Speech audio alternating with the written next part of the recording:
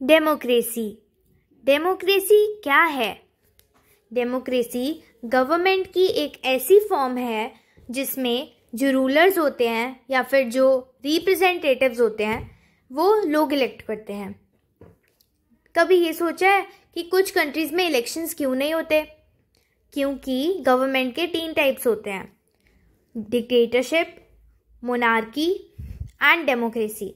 और इलेक्शन सिर्फ डेमोक्रेसी में होते हैं, बट वो इलेक्शंस भी डेमोक्रेटिक हैं या नहीं ये पहचानने के लिए कुछ फीचर्स होते हैं, जैसे कि free and fair, universal and franchise और भी, जैसे कि regular intervals, secret ballot, 1 person 1 vote etcetera. सबसे पहले इस इमेज से हम सबको डिटेल में करते हैं, फिर हम करेंगे 1 person 1 वोट को डिटेल में। सबसे पहला फीचर है फ्री एंड फेयर इलेक्शंस, यानी जो इलेक्शंस कंडक्ट हो रहे हैं, हेल्ड हो रहे हैं, वो बिना किसी बायस के, बिना किसी के दुश्मनी के इक्वली होने चाहिए, बिना किसी डिस्क्रिमिनेशन के फ्री इलेक्शंस और फेयर इलेक्शंस।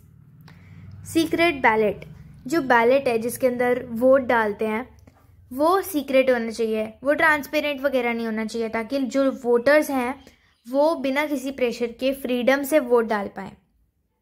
थर्ड फीचर है UAF, यूनिवर्सल एडल्ट फ्रेंचाइजी।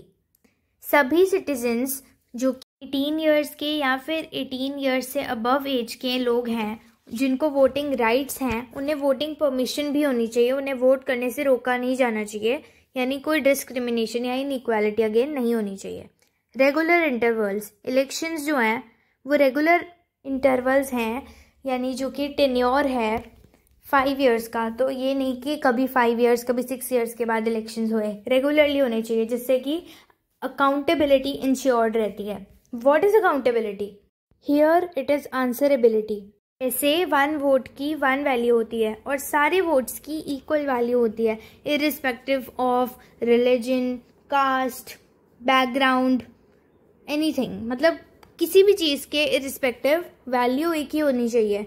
ये हमारा 5th पॉइंट कहता है। लेकिन अगर देखा जाए तो हर जगह ऐसा नहीं होता, वो हम पढ़ेंगे जब हम कंट्रीज़ के बारे में पढ़ेंगे कि किस कंट्री में ऐसा नहीं होता। Let's study the advantages of democracy.